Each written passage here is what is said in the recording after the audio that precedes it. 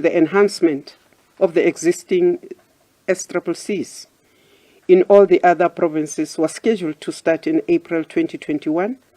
They have managed now to achieve an overall conviction rate of 92%, those SCCs. As far as SEPS is concerned, within the Department of SEPS, they have embarked on a nationwide recruitment of at least 12,000 young men and women before the end of this year.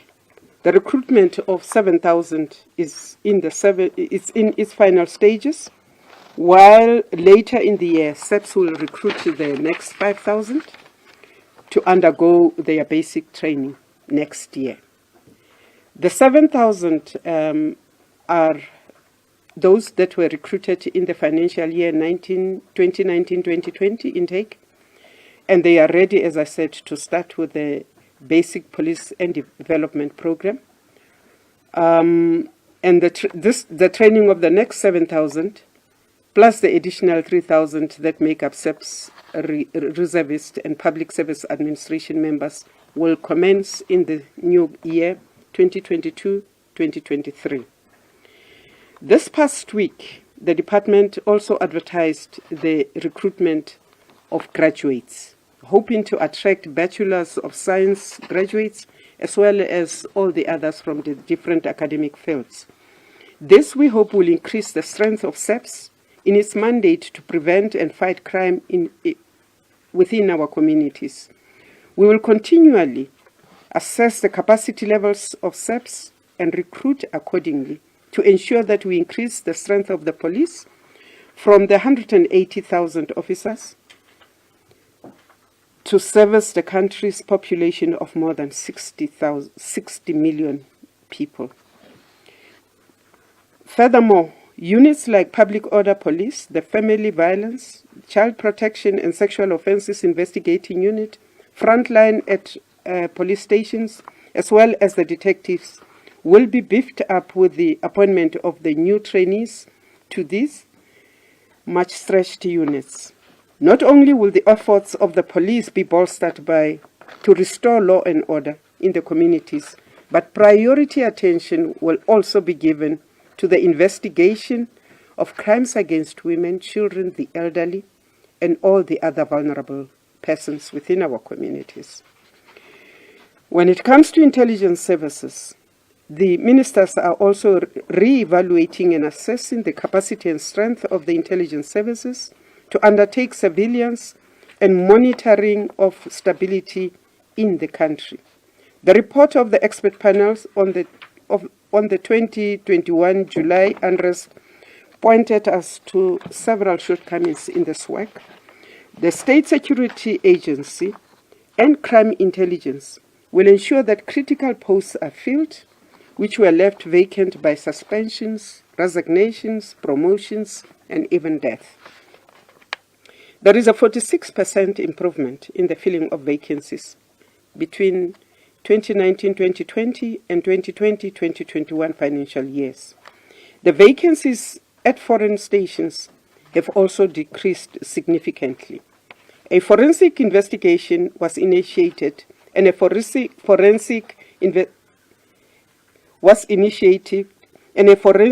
investigations firm has been appointed to conduct an investigation into all malfeasance in the agency.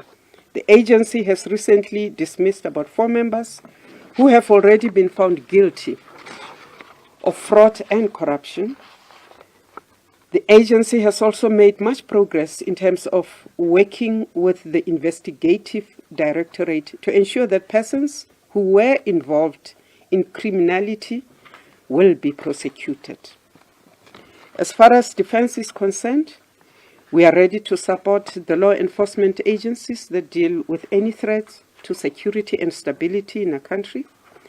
In this regard, we will continue to be on standby to protect all the national key points as well as the economic corridors of the country from any disruption or blockages, either arising from protesting truck drivers or disruptive elements. SANDF continues to defend the sovereignty and territorial integrity of the Republic, and as such continues to conduct border guard operations, in particular land borders. This is in order to curb the cross-border movement of undocumented persons, illicit goods and drugs, weapons, livestock, and stolen vehicles.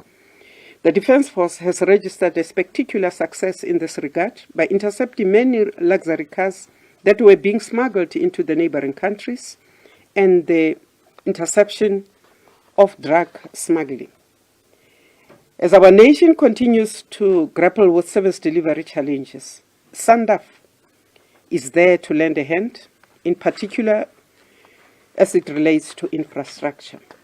As announced by the President in the State of the Nation address, SANDF will continue to avail the capacity of the South African Army engineers to lend a hand in assisting government to build low-cost bridges in our rural communities, as well as the Wellises Rural Bridges Program. These bridges will assist in curbing the drowning of school children whilst trying to cross swollen rivers to get to school. It will also assist pensioners to access their pensions more safely. Already, we have constructed 16 bridges across KZN and 18 in the Eastern Cape, and thus enabled thousands to be able to cross dangerous rivers to ensure that they reach clinics, schools, and enable them to do all their other everyday things that they need to do. In the coming months and years, we will intensify this program and consistent with the marching orders from the Commander-in-Chief. Ladies and gentlemen, we are determined to ensure that we have a well-capacitated defense which is combat-ready and capable of discharging its constitutional mandate. Our 2022 recruitment program is currently underway. Approximately 2,000 young men and women will be joining the ranks of SANDF as new recruits this year. They will be reporting in the second week of March 2022 at the various services for their basic military training. As ministers of the security cluster, we are committed to creating a safe and conducive environment that will reassure both the citizens of this country and the international tourists and investors alike that they will be safe when they come and do business in this country. We therefore call upon all the peace-loving people of this country to work with us as we transform and improve the security machinery, and that will service us as a country without fear or favor. On fighting fraud and corruption, we wholly support the call made by the President that all those who are implicated and have benefited unlawfully in the state capture corruption and corruption-related procurement of personal PPEs must face the full wrath of the law. The NPA and the Directorate of Priority Crimes are collaborating in this regard, and all implicated people must be brought to book as swiftly as possible. After a challenging setup phase, the NPA's investigating directorate is entering a new phase of impact under the new leadership that will be appointed soon. With the right skills and resources to deliver on its mandate to tackle the most complex crimes, we hope this directorate will deliver to the South African community with the much-needed prosecution-guided investigation model. In a joint effort to tackle corruption, law enforcement agencies have collaborated with the Financial Intelligence Service Center. These agencies, which include the DPCI, the NPA's Asset Forfeiture Unit, the Specialized Commercial Crime Unit, the Investigations Directorate, the Financial Sector Conduct Authority, the Special Investigating Unit, the Crime Intelligence, SSA, the South African Reserve Force, and the South African Reserve Revenue Services have issued 55 high-priority financial intelligence reports that have been used to identify high-priority investigations. On whistleblowing, all measures that are put in place to fight corruption will not succeed if we are not supported by an effective whistleblowing and witness protection system. A team reporting to Anti-Corruption Task Team has been appointed to review the Protection of Disclosures Act 2000 and other applicable law to undertake a comparative study that will enable us to look at what the other jurisdictions are doing in this regard. The other area of concern for us is the JCPS, as the JPCS cluster, is in instances where individuals and organizations deliberately undermine the rule of law during the community protest. We urge South Africans to behave in this regard. We are also concerned about the low level of trust between the law enforcement agencies and the public, and we hope that we will be engaging in a lot of activities to reinforce this and to recreate trust where it has been lost. In fighting gender-based violence and femicide, we believe that the 3 pieces of new legislation, the Criminal and Related Matters Amendment Bill Act, the Criminal Law Amendment Act, and the Domestic Violence Amendment Act, will improve the conviction rate on sexual offences. The 3 acts were finalized in collaboration with civil society, which is proof that social compact works. Furthermore, we are working with partners in communities to ensure that the victims of GBVF have easy access to courts. The Department of Police has trained over 90,000 officers in an effort to sustain the decline in sexual offences and establish a GBVF desk at police stations across all the provinces, which will be managed by trained desk officers. It is envisaged that these GBVF desks will be finalized by the end of March this year, and government will be prioritizing the identified hotspots. In dealing with migration issues, border management is crucial. But we also want to urge all people of South Africa to report any illegal activity that they've witnessed in their communities to law enforcement agencies, rather than to take the law into their own hands.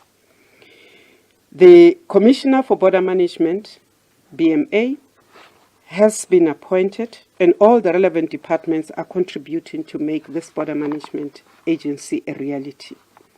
On the Department of Home Affairs, countering corruption, the Department of Home Affairs has and continues to ensure that credibility of our enabling documents and processes throughout South Africa and internationally add to the value chain. In November, they worked with other law enforcement agencies to take down a criminal syndicate that was undermining our immigration laws at the Limbombo border post. This syndicate consisted of 6 Home Affairs officials, a policeman, and a Mozambican hawker. Their criminal trial is scheduled to start on the 16th of March 2022. In October 2021, the Bellville Specialist Commercial Crime in Court in Cape Town convicted former Home Affairs officials, Joseph Libitza, on 8 counts of corruption. Is now facing 8 months of corruption in jail. So we want to continue to do what we need to do to make sure that none of us, whether we are in the public or in the service of the Republic, or private citizens, can continue to abuse the state and to render the name of South Africa not so good. So I want to say to you that we join hands to improve our national security where everyone feels safe, and secure. Let us all ensure that no one is left behind in rebuilding our beautiful country, because working together, we can ensure a safe, stable, and prosperous South Africa. And I thank you very much.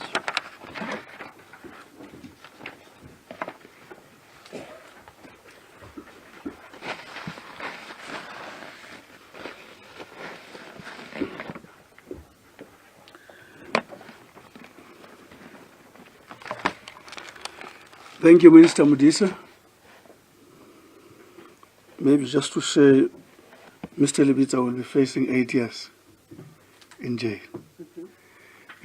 for being involved in these breaches. We'll take probably 4 at a time, because we know you've got no task-free day, so that we don't keep you for a long time.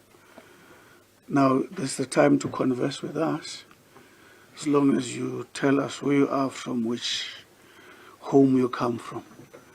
1, going, 2, going, all right? Samgelo, you must always introduce yourself.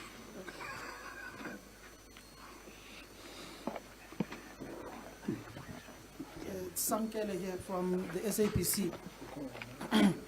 A direct one to Minister Hamilton Mcele. Minister, your NIMIS is been given the marching orders. The Police Commissioner Kehla Sithole. Your response to the President and Kehla Sithole reaching an agreement for him to mutually terminate his contract of employment, or was he booted out after the President requested him to send a written statement last year as to why he should not be suspended? On the July unrest, the security cluster ministers were caught napping. There was no synergy and communication between all security cluster ministers as per the July unrest report. How far are you in rectifying the discrepancies that exist between all ministries? Lastly, Minister Ayanda Dlodlo, the former state security minister, says it's not her fault that you did not receive a security clearance, a security report, an intelligence report on the July unrest as per the time you were meant to be given it by your officials in the department. Why wasn't there proper communication between yourselves and the intelligence ministry? Lastly, when it comes to the issues of the police were found wanting in the July unrest. How far are you in rectifying the discrepancies between the South African police force that exists currently in the country to ensure that South Africans are safe and sound? And are you happy that Kehla Sithole is finally gone? Thank you. I saw a hand, yeah?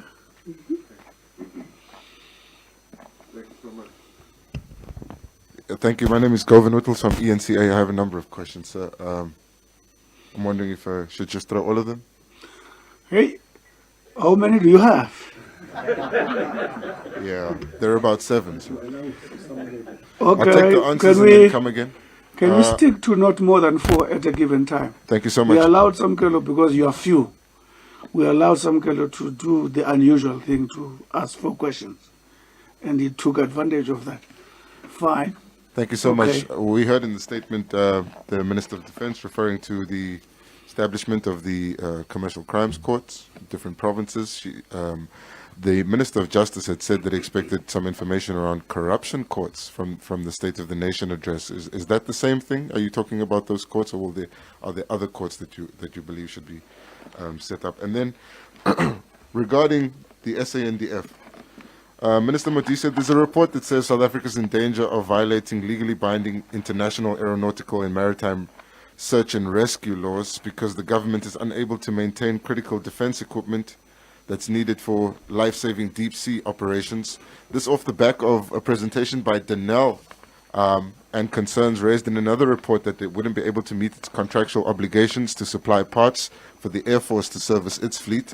Could you tell us whether or not that concern around South Africa not being able to honor those international laws is valid, and that is the correct state of the deep-sea search and rescue operations? And then we heard from the chief of the Air Force saying his men remain combat ready. It's just a bit of a discrepancy between that and Denel saying it may not its situation may not be able to to service those parts. So what is the state of the Air Force? And this is in response, saying that the reason this is the case is because the SANDF had spent hundreds of millions of rands on contracts for leases. And then to Minister Cele, regarding illegal immigration, sir, what is the position of the police regarding Operation Dudula and these political parties that are checking the expiry date of foods at shops that are owned by foreign nationals? Are you calling on them to stand down, or are you engaging them? Let me leave it there. Thank you, sir. Thank you. Is that Governor? Yes, sir. Thank you very This much. is Governor Whittles from eNCA, sir. Those are. Do we have anything online, William? Yes. No, thanks, Minister. I will also maybe take 4 on the first round. Okay. And the first questions are coming from Christian Duplessis from Network 24, and the first 3 questions are directed to Minister of Police, and they are related to the General Sithole. And the first question is, do you agree with the statement by the Presidency that the termination of the contract of General Sithole is in the best interest of the country, and why?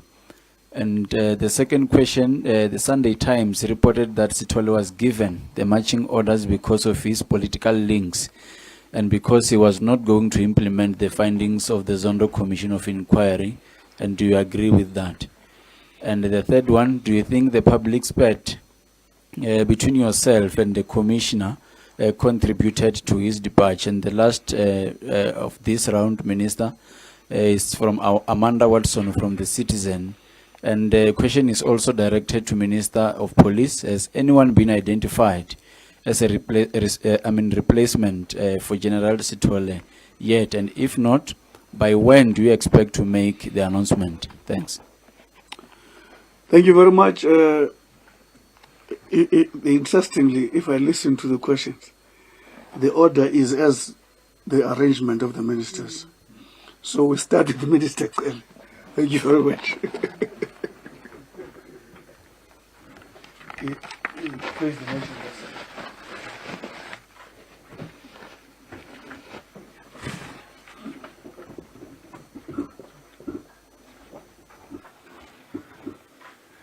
Thank you very much, Chairperson.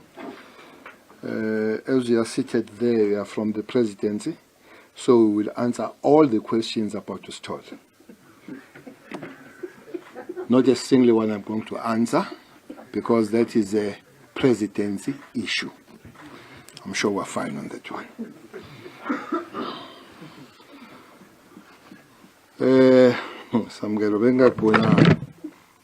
Why this thing is falling now?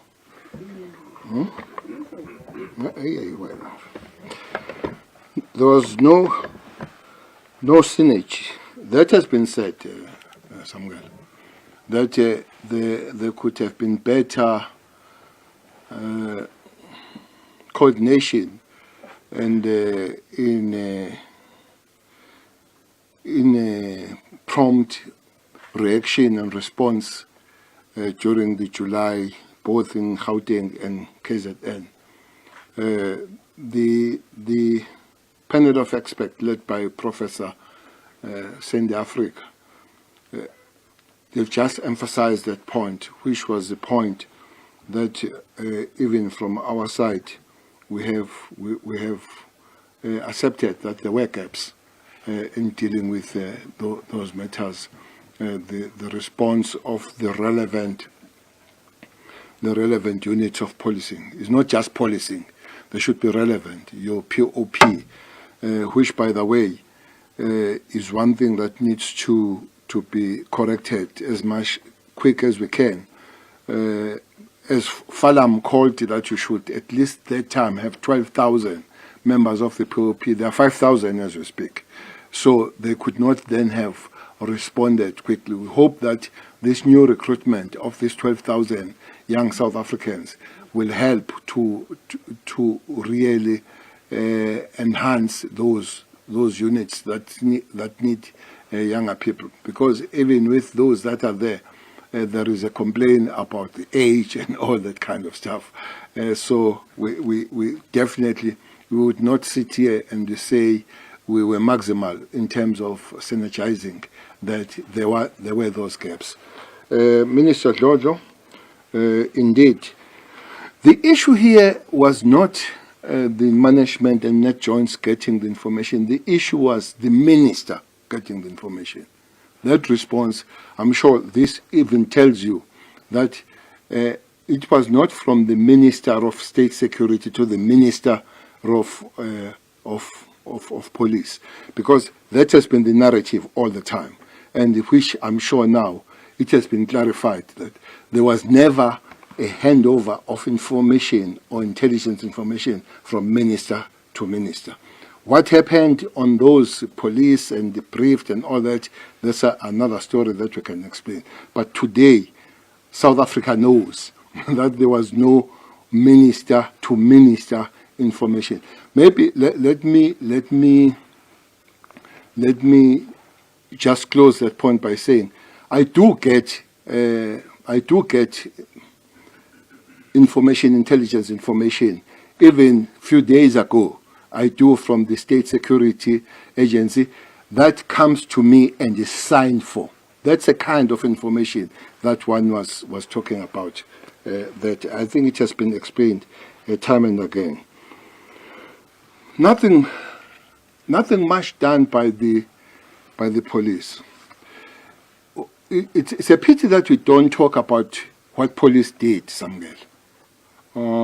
They did a lot. There is just one thing that we can accept.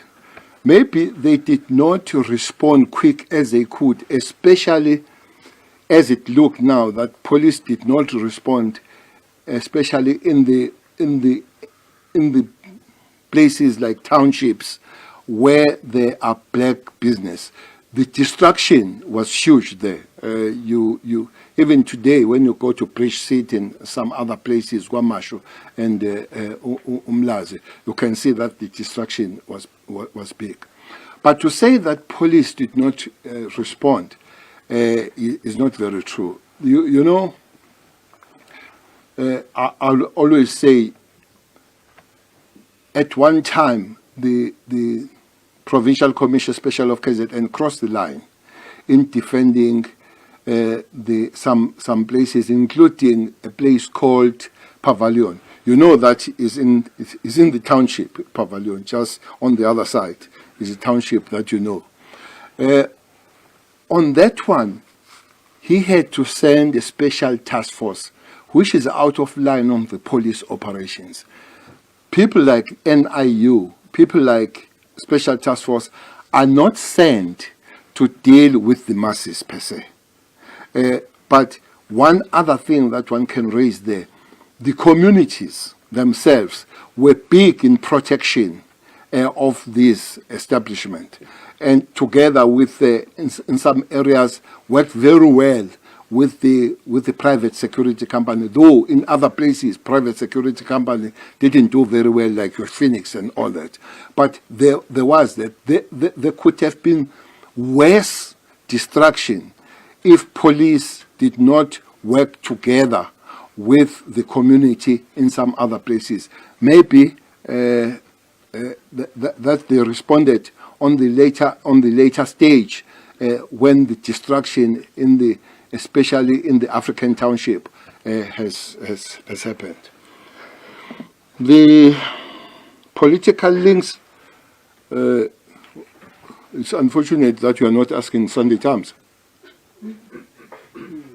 Yo, Sunday Times write the story and you ask Tel, why? Ask Sunday Times the political links. I know no political links. The Operation Tutula. By the way, South Africans are invited to work with the law enforcement agencies as ordinary citizens like yourself, Samuel. There is something that is legal called citizen arrest. and then you work in collaboration, you hand over to the police. The problem starts when yourself, you tend to be a police officer, you are a court yourself, you are home affairs, so you catch them, you try them, you send them back. It cannot be. So there's been a lot of interaction between police, especially in Gauteng, because lo tutula Gauteng, especially Mawela, with the people of Tutula. Two things that would happen is that they would talk on those matters, but also there are several places where the police have said, don't cross this line. You have seen those operations where police themselves are there. Maybe that's why the statement says, we are calling on South Africans to work with the law enforcement agencies without themselves breaking the law. One of those people, his firearm has been taken because the law says in South Africa, even the firearm is legal. You can't march armed. So his firearm has been taken. He's one of the leaders of that Tutula. So if they work within the law, but it does look like now and again they get outside the ambit of the law, and the police need to act on that, act with negotiation, but the final act of the police is to enforce the law. If they continue to act in the way that breaks the law, they'll have to face the full mighty of the law. The job they do is supposed to be done by Department of Labor to go and check those people that are foreign nationals and all that. And it does not necessarily follow that if you are a foreign national, you are a criminal. It doesn't. We do have a lot of criminal activities around those category of people, but we have a lot of criminality around the category of people that are South Africans. We went there where it happened. So I went around, we asked where we come from. I come from Beckville, I come from Ngutu, I come from Olundi, I come from Bulawayo, I come from Gaborone. One guy there has come from Gaborone. So criminality is beginning to be beyond the borders. I'm sure you have learned that after that operation where there was that exchange of fire and police came tops, there was an exchange of fire in Botswana, in Gaborone, and some of those guys were coming from South Africa, who were part of that group. So you find these Botswanas now here, you find South Africans in Botswana, you found a lot of Zimbabweans here, Mozambicans, and a lot of Basotho nations, especially when it comes to Zamazama. So it is on the score that we ourselves were brought in our working together. SAPRO is working together as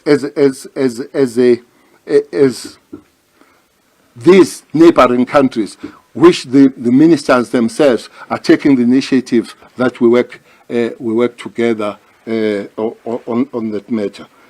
Stoller, no. Public Spirit and his departure, no. Public replacement. The president will see to the replacement. Thank you, Minister. I'll ask ministers to share very economically the time we have. But and the questions now must be economic. It's fine. It's fine. Minister Mudis, I know the passion. All right. We've got a limited time in terms of coverage. I will be economic.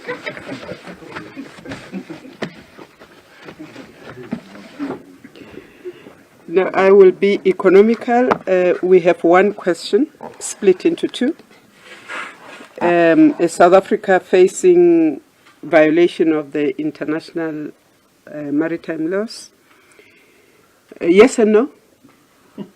No, because even limping as we have been with the maintenance and the refurbishment, we have kept up our responsibility, so no.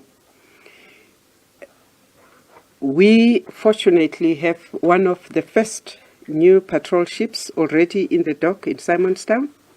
And so by the end of this financial year, all 3 patrol ships ordered will be with us.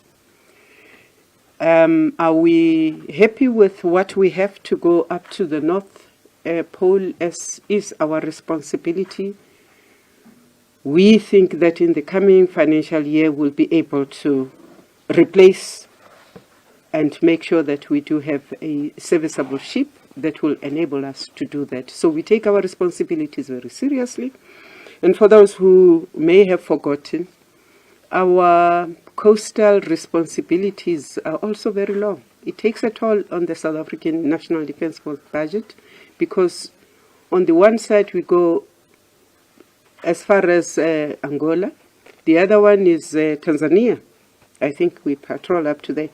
So it does take a lot from us. We also have 2 countries that we are involved in on the international scene. One of them has to get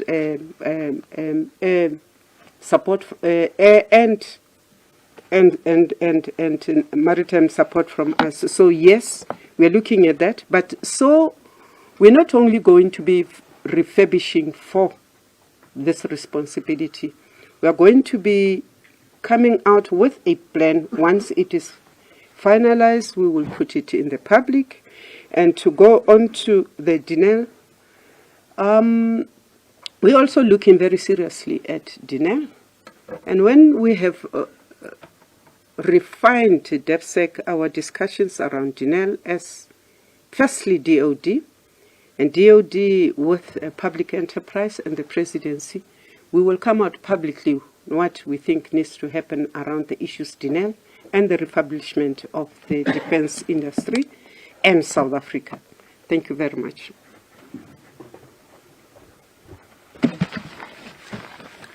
Minister Lamula? Maybe I didn't need to call.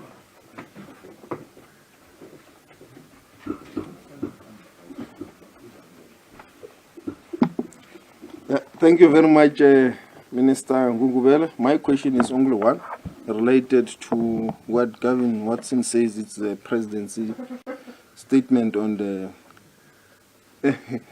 oh, my apology. What Gavin has raised.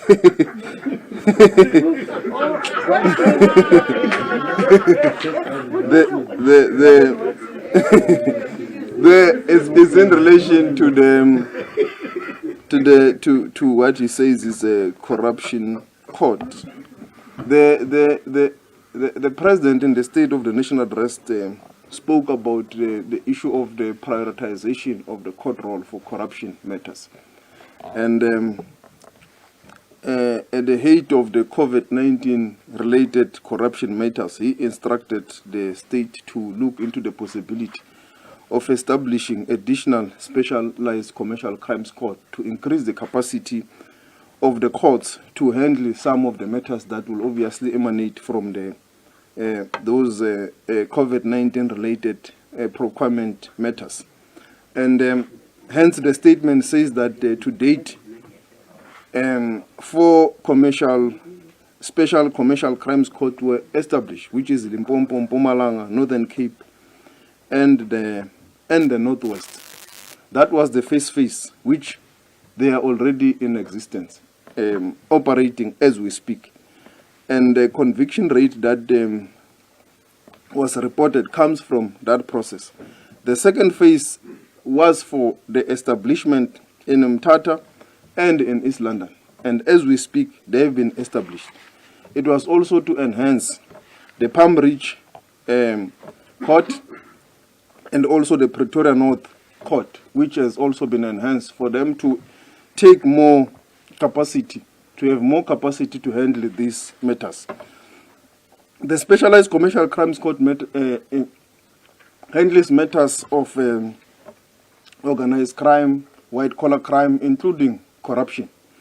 So when we have increased the capacity of these courts, it means that we can be able to prioritize in terms of the court role the corruption matters that will emanate from the various law enforcement agencies, the Hawks, the NPA, and all other places where corruption matters may emanate from. This will enable that they are prioritized and they are handled expeditiously. And this is done in collaboration with all the relevant stakeholders in the entire value chain of the criminal justice system, which is the NPA, the judiciary, the Hawks, the SAPS, and all that are playing a role for a matter to be in the court. So that is what we are talking about. And we know that there was a call that there must be an establishment of a specialized corruption matters. But this specialized commercial crimes court, we believe at this stage, can be able to handle the volume of the matters that will come with the collaboration of all stakeholders. Thank you.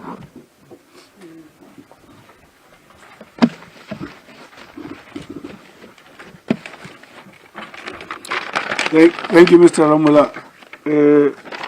Minister Begi, now you know it's not Watson. It's you, Governor.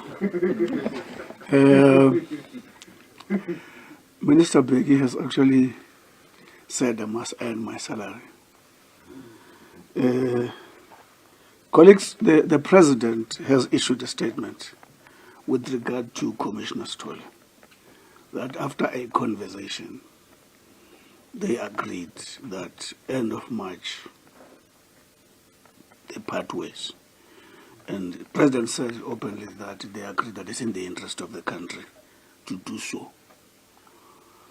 When you take it away from the recent reports, it is not unreasonable to see it in that context, because the President said, if you remember during the State of the Nation address, having got this report, I will be making pronouncements on what to call, on leadership, what to call changes. But I don't want to say anything beyond that. And I agree with Minister Kere, some of the issues, maybe the sources are a better place to clarify them. Further questions? I'm going to start a new question. I'll come to you, Sam Kere. Let me start. 1, 2. I'm starting with the first questions, with the fresh ones. Let's start with 1, 2, 3. We'll come to you, Sam Kere. Let's start with you, sir. Thank you very much. Offenses Timo, SABC News. Offenses Timo, SABC News. Minister, I have to concede that MEDA is actually very stubborn in terms of tackling it. Which minister? Minister of Police. Okay. You mentioned that MEDA is stubborn in terms of tackling it, and you also considered that there is a sense of mistrust between the community and the police in terms of police being effective in tackling crime. Are you not afraid of maybe the emergence of some vigilante groups that might come up because of a sense of being insecure among the communities? Thanks. Okay. Yes, sir. Okay, my name is Ntego. I'm with the SAPC. Minister, we know that the President had spoken on General Sithole, but the President said soon there will be a new commissioner. So we want to know how soon will that be, and in the meantime, who's going to be acting on behalf of General Sithole. Minister Modise, while she was reading the statement, she spoke about the confidence that the public needs to have on the police. Generally, South Africa has become a lawlessness society. I mean, and this comes, against the... What kind of society? A lawlessness society. Very lawlessness as a country. There's reasons for that, really, Minister. We've seen during, at the height of the lockdown, when the country was on alert level 5, only police and soldiers were allowed to move around, and those who had the privilege of writing about stories, for instance, journalists. But in that, during that time, the rail network was destroyed while the police were there. Then one is asking, when you bring in these 12,000 new recruits in the SAPS, how different will these ones be from the ones that we had? Is there any different manual that they will be reading to sort of restore the dignity and even I would say the might of the police when it comes to law enforcement? Yeah. Looks like Nisi. Linda Minister from Newsroom Africa. Minister Cele, at the backdrop, obviously, of that report and a number of explanations that you've given around the July unrest, and also at the backdrop of the decision by the President to release the Police Commissioner General Khetla Sithole, do you think you're still safe? Do you think, could you be next? Do you think you're still in the President's good books? And secondly, with the cash in transit heist, this is also directed to the Minister of Defense. Often we're hearing of the police being involved, members of the SANDF being involved. Are you doing anything to investigate the level of rot within your departments where cash in transits are concerned? Last week, Minister Cele, you spoke about an intelligence report that told you about a gang that had been planning these things. Do you know how many of your members are involved? Are you investigating these things? Also, last question, Minister Cele, you spoke about the 12,000 recruitments also being part of the recommendations by the Falam Commission. How many of those recommendations have you fulfilled so far, looking at that particular commission, given that it also focused largely on the public order policing? Thank you. I can see fire in Samkelo and Coven. Let me start with Samkelo.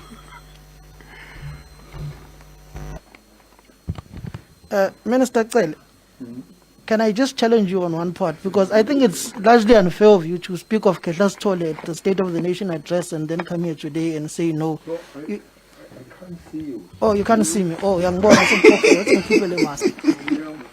Minister Cele, I think it's rather unfair of you because at the State of the Nation address, speaking to our colleague Bulelani Phillips, you said that part of the reasons your relationship with the police commissioner had deteriorated is because there was perceived factional sides chosen when it comes to the battles within the governing party. We still have that clip in the SABC, where you said the police commissioner seemingly entered factions within, one may assume, the governing party. You said during the July unrest, the police commissioner was nowhere to be seen. And some predicted and linked, which in the words of the high panel expert report says, the governing party has become an existential threat to national security of the country, of the two warring factions within your own party. Your police commissioner was nowhere to be seen. So it's rather unfair of you to not want to speak again as whether you are pleased with the president releasing Khetla Sithole of his duties because you fundamentally believe he had entered factional politics of the governing party, as per your own words in the response after the State of the Nation address of the president. Thank you. Governor.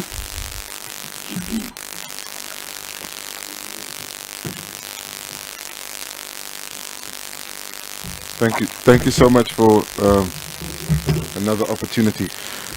Just to follow up to your answer on Operation Dudula, Minister, now that you've brought up what happened in Gaborone, why are the police mentioning the nationality of the criminals that are involved in these major crimes? What is the intention of mentioning them? My reading of the situation is that mentioning their nationality does stoke xenophobia. And do you think that the Botswana government's decision to release the nationalities of the people involved in that shootout was a response to South Africa releasing the nationalities of the criminals involved in these major crimes? That's the only one on the police. And then for the minister in charge of state security within the presidency, please, I'd like you to just respond to this report that was released this week. There was a newspaper article purporting to publish a top secret report from within the State Security Agency, in which recommendations were made that the government insulate itself from an apparent vulnerability within the ANC to the United States intelligence influence through the US Embassy. The comment from the State Security Agency in that report is that it intends to charge the person who leaked the report to the newspaper. The report from the State Security Agency published in the newspaper suggests that the U.S. intelligence community has a network of ANC politicians who are disclosing privileged information and or guiding or monitoring the ANC's policy direction to the United States. There's been no response from senior government officials. I just wanted to check whether you deny this report exists, whether you deny these recommendations. What's your comment on it? And then also for the same Minister Gungubele, how far is the implementation of the high-level review panel report specifically on the SSA? And this question is meant for this answer. Have any actions been taken against anyone within the SSA or anyone who has since left the SSA for the potentially treasonous actions described in that high-level review panel report? Thank you so much for that. Let's start with Minister Mdisa. I think yours is very short.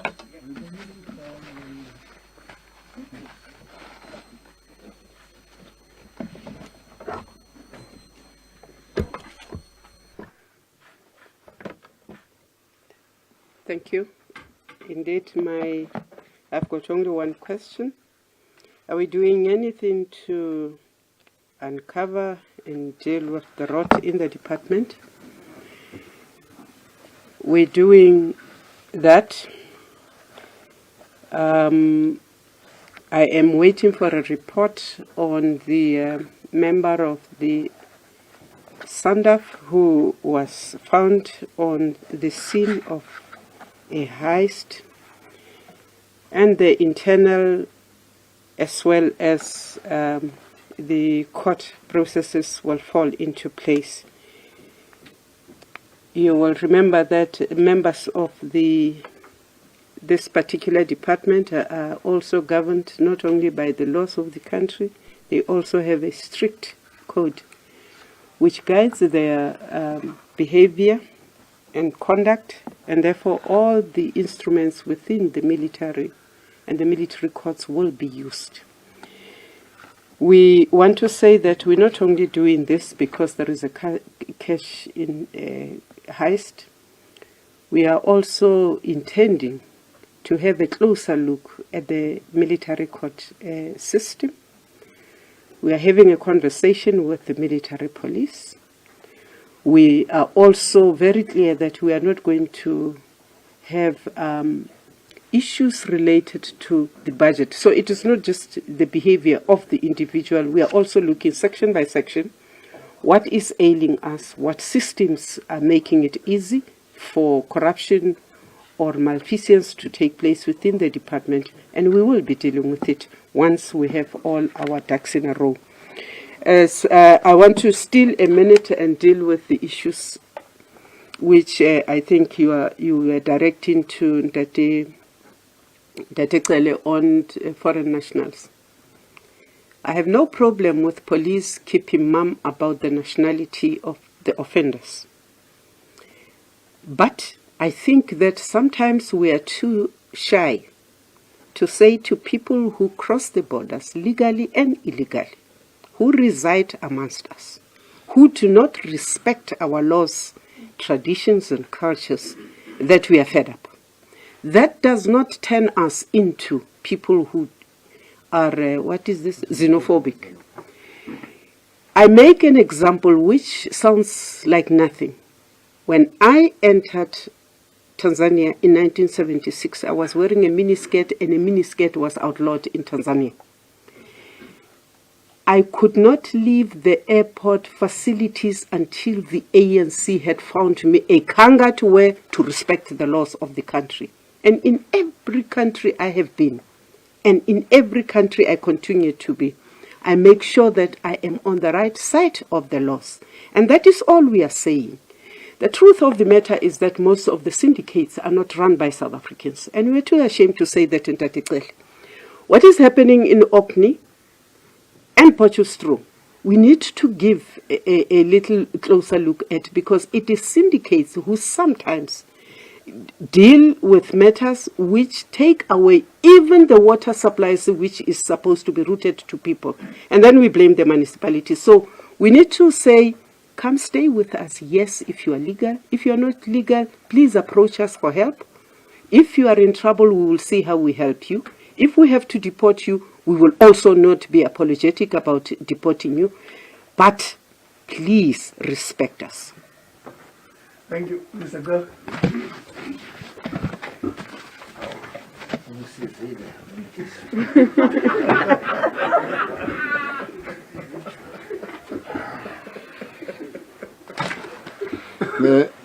Samgelo, when I was asked the state of the nation, I raised two things about the National Commissioner. That he was not there in this. I was told later that he was there, but I haven't seen him up to this point. But the other thing that I've raised is that we have not been moving together on dealing with the matters. For instance, there is this hot issue of the laboratories, of whom one has not been very lucky to move with him on those matters. That's what I said. But that day,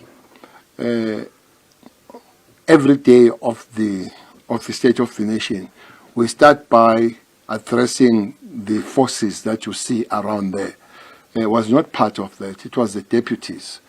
It was the deputies that we were with. So that's the issue I raise. That he has got on political. I would like to get that clip.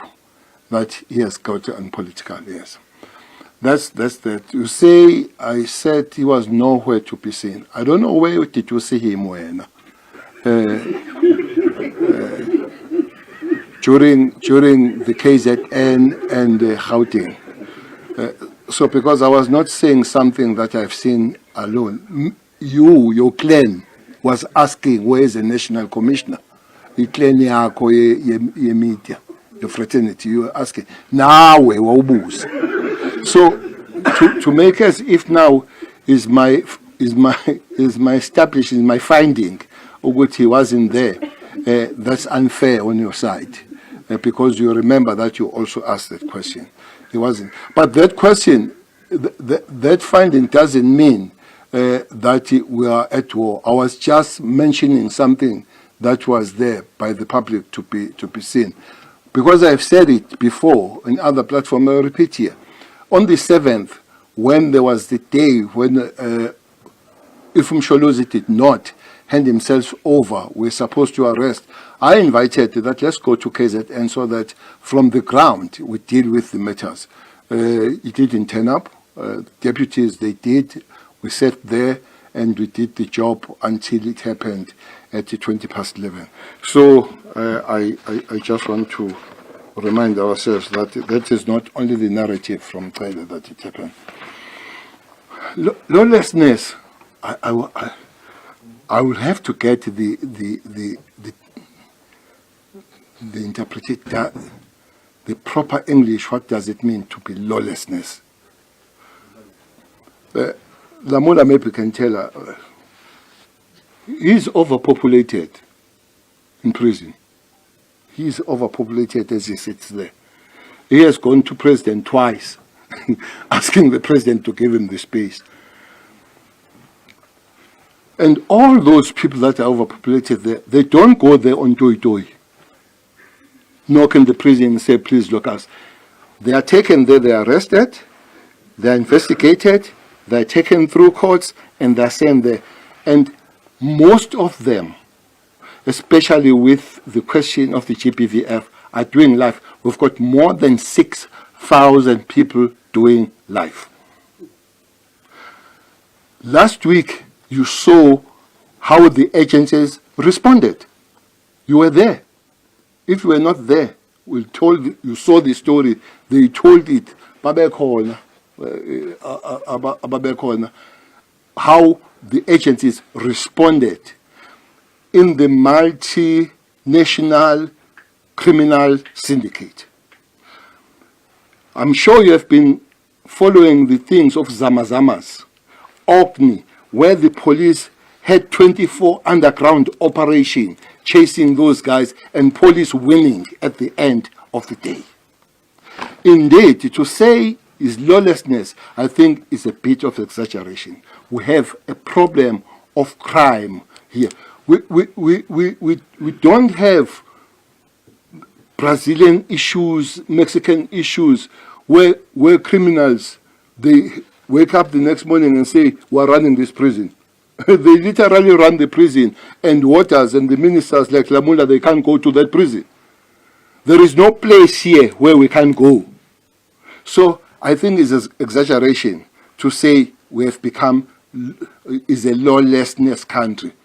We are having a problem. We are dealing with it. We are having structures that are really functioning. People are sent to prison and they stay in prison. So I would argue on the question of lawlessness, but I will concede that we have crime that is unaccepted and unacceptable. Let's go to the question that Minister of Defense has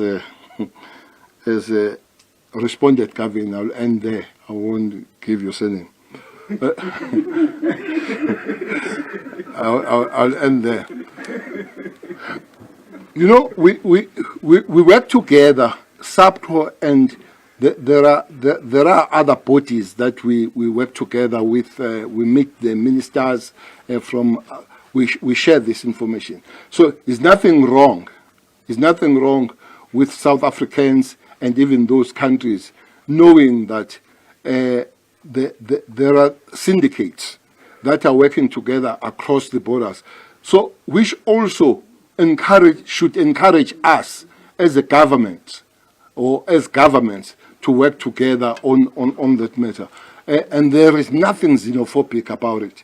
You are not going to come all the way Rabulawai and come here and do things against South Africans. Thanks God that day there was no South African of bystanders who sometimes they die, those ordinary innocent South Africans, and that you expect not to tell who are you and why do you come in special. By the way, the Botswana National is not the first one that we are finding. And they're specializing on bombing. They are recruited from mines and they come here. So we're not going to stop. We'll stop the day they stop. When they stop coming here and commit crime, we'll stop to say they are here because they won't be here. As long as they come here, we'll tell the nation what's the story. What's the story about them? Law enforcement members, police that are involved in crime, those are criminals. They must be treated as such. We are. I was listening the report of KZN of the political killing team. They have arrested 47 South African police service members who themselves are involved in such unsavory things. So we do. The provincial commissioner here, the one that was found, this guy that was found at Tembisa, who's part of they were found with the uniform of the police and all that.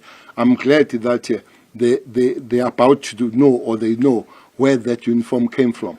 And so either you are with us or you are with them.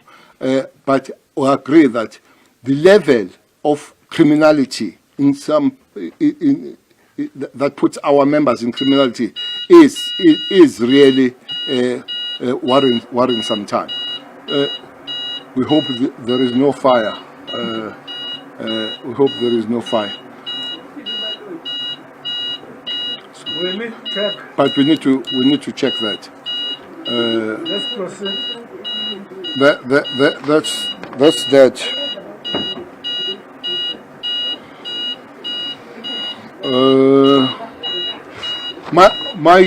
My job, I definitely did not employ myself. It's an unfair question to ask from me if my job is safe. What I know is that I'm doing my job, and I will continue to do my job as long as I'm given the opportunity of that. But when time comes, I will go home somewhere. I don't think I'll have a problem and all that. I'll go Mzumbe and Lulima Matumbe, and that will be so. But for now, but without talking about myself, I've been really listening on this matter of who says Tele must go. And there is less pronouncement of people that saying Tele must not go. I've listened to experts like your Becker, like your Tikok. I've listened to them, and it's unfortunate that you don't emphasize when you deal with that point. Anyway, political organization is their job to say the other political organization is doing the job, but you listen to what the experts are saying on this matter. I have no brief for them, nothing, but I've listened to them. I think I was lucky to see a very good interview run by Utulasis with you go and check that interview. So it's something that is happening. You see, Minister Kungobel, ask the journalists to ask you a question from me, so that I have a short time. Falam issues. The main one is that one. This 12,000 is not what was suggested by Falam in training of the police, but he has suggested 12,000 in POP. That's what we are running. The other things that is a better training of police, of which we are doing. There are about 130 suggestions that are there. We are following some of them. The vigilantism question, indeed, we do see the vigilantism coming up, but also the panel of experts by Professor Africa, they did say police themselves were found wanting in terms of relationship between themselves and between the police and the communities. If you read President Sona, he has hammered and emphasized on the point that you go and improve those relationships. Indeed, the number of people that have been murdered by vigilante has increased. That's worry. We need to work on that, and then we reverse that by working together with the communities. Thanks.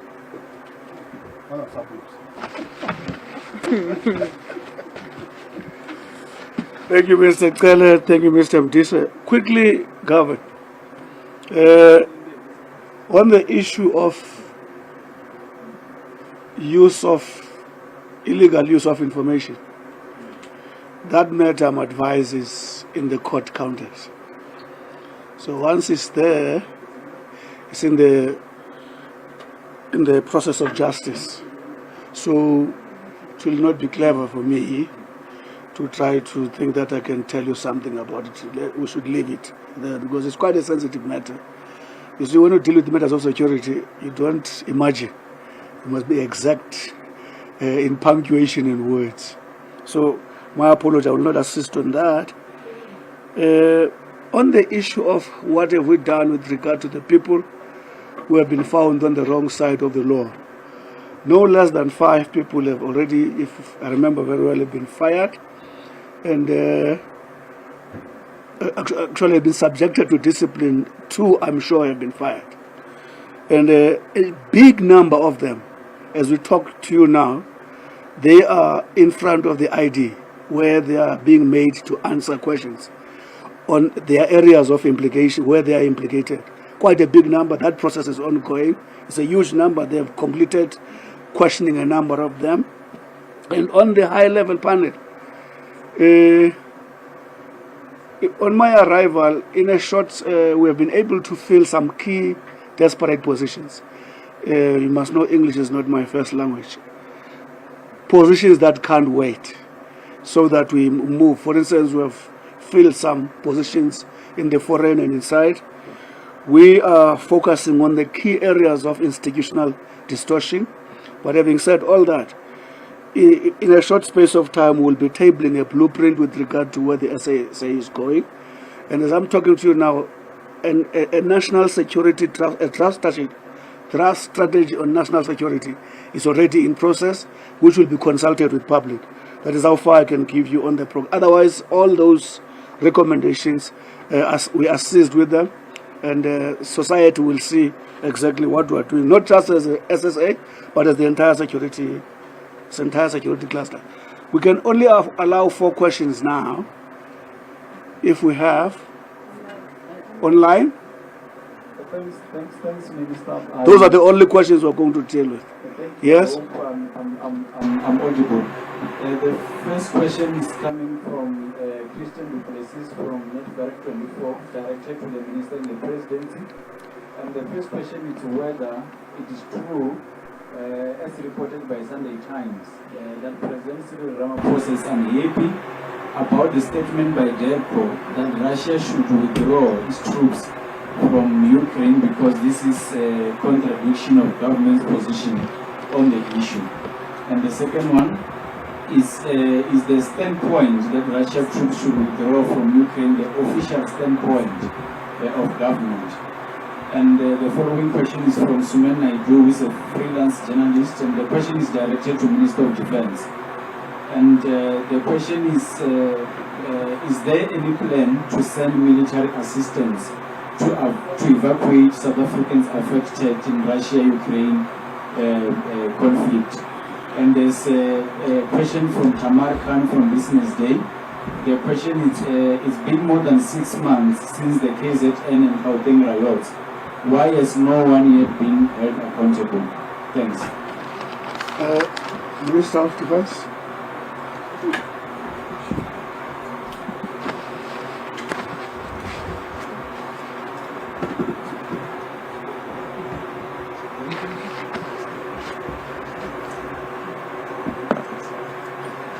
Do we have any plans to evacuate?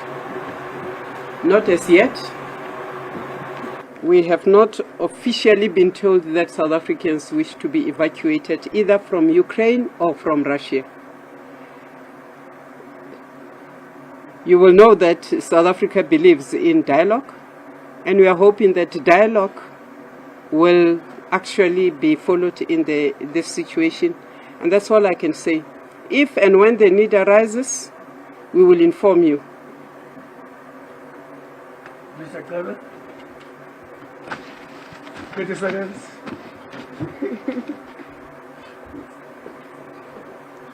The overpopulation of correctional service is 27%. And those people did not go there through Toy Toy. The question of nobody, there are 19 people arrested for July issues. 2 out of them, their cases have been withdrawn. All others, their cases in court, they are on bail. I think 1 or 2, they did not get bail. So to say that there is no party that has been accountable, I don't know where that comes from, when people are in the process of law. And those investigations are continuing. We believe that there will be some people that will be brought to book to account for that. Thanks.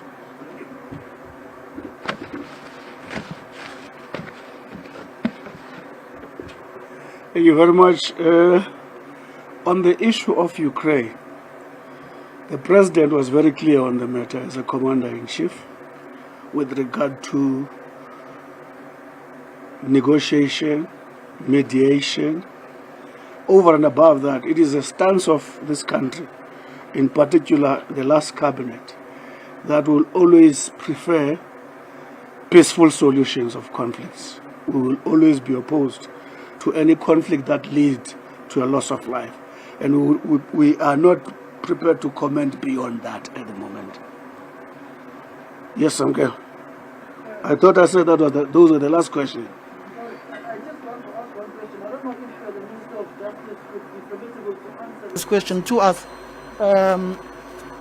around the appointment. I know the first citizen, the Commander-in-Chief, the President, is meeting or is supposed to engage with other political parties on the appointment of the new Chief Justice. Minister, have you had any engagement with regards to that with the President on the appointment of the new Chief Justice, how far that process is with the engagement with other political parties?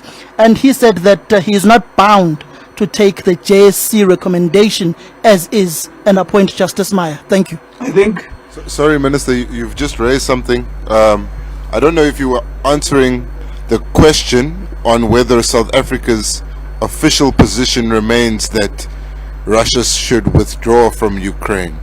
Does that remain South Africa's official position, that Russia should withdraw? we are saying where I stand. The President said he prefers a mediated situation in Russia. 2, we will always discourage any conflict that leads to the loss of life. And I'm not going to go comment beyond that, Gav. Thank you. To protect the Minister Samkel, the President has spoken on the matter, that what process he's going to follow. He says he will apply his mind, not Lamula's mind. So can we just accept it? It's like that. So, colleagues, can I thank all of you always for the support you give to these invitations.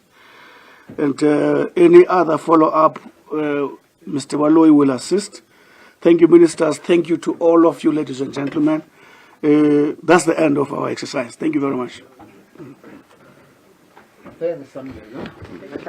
Thank you very much, Minister. Colleagues, the briefing is adjourned. For any other follow-up questions, there are different MLOs of the ministers that are here, but also including the chair of the cluster, Mr. Spiwe Dlamini, is also here. May I also remind you that tomorrow at 12 p.m., there will be a briefing on the national migration policy. The briefing is adjourned, and thank you very much, and let's have a good day. Thank you, guys.